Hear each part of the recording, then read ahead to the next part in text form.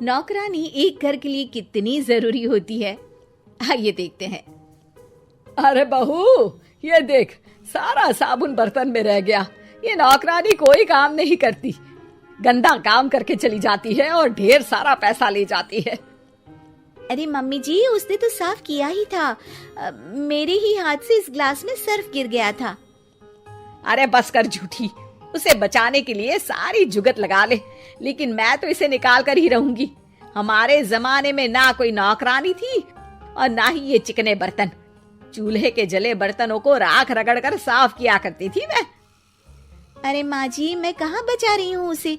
और वैसे भी आजकल नौकरानी जरूरत नहीं, स्टेटस सिंबल बन गया है।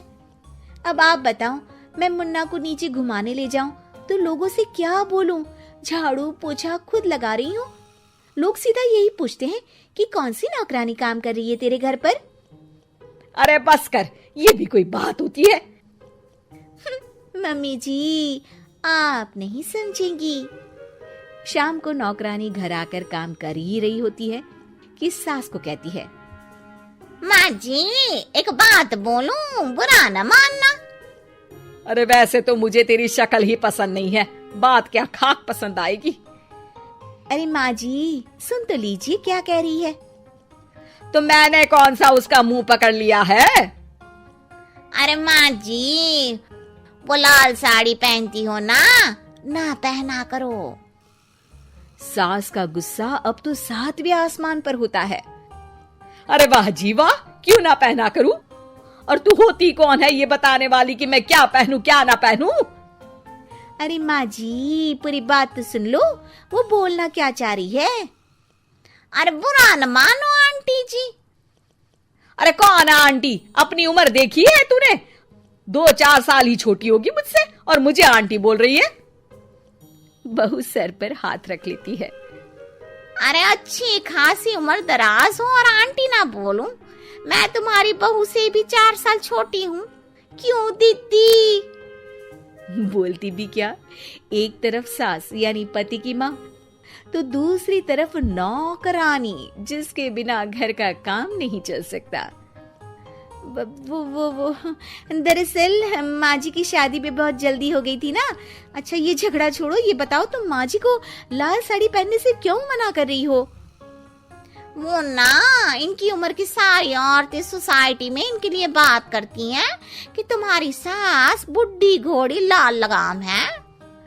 बहू को ये सुनकर गुस्सा आ जाता है। अरे वाह वाह, कौन बोलता है जी? खुद क्या है यहाँ की औरतें, बाल सफेद लेकिन टाइट जींस और कोई कुछ भी पहने। अरे पहनना हमारा निजी हक है, किसी को कुछ हक नहीं बनता कि वो मेरी सास के लिए कुछ बोले। मैं आज ही जाकर माँ जी के लिए लाल जींस लेकर आऊंगी, फिर देखो कोई क्या बोलता है। अरे चुप लाल जींस। अरे सुन नौकरानी की बच्ची, जाकर बोल दे उन लोगों से कि उन लोगों की तरह मैं उड़ती नहीं फिरती हूँ घर बार छोड़कर। अपने बच्चों और नाती पोतों में मन लगाती हूँ, ना कि सारा दिन ताश के पत्तों में आंख गड़ाकर 3 पत्ती खेलूं। नौकरानी वहां से चली जाती है। वैसे बहू, नौकरानी के क्या फायदे हैं ये तो पता नहीं, लेकिन सबसे अच्छा तो ये कि पता चल जाता है कि कौन किसके लिए क्या बोल रहा है। सोसाइटी में तेरा नौकरानी रखने का इरादा बिल्कुल ठीक था।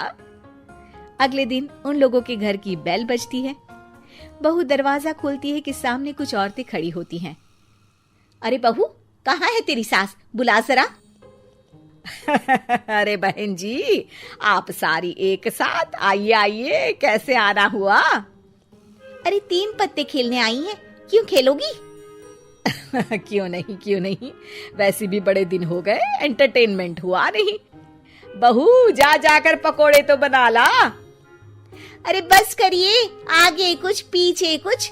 वैसे तो कहती है कि परिवार पर ध्यान देती है, हमारी तरह 3 पत्तियां नहीं खेलती। हमने कौन सा परिवार छोड़ दिया? सास सक पका जाती है।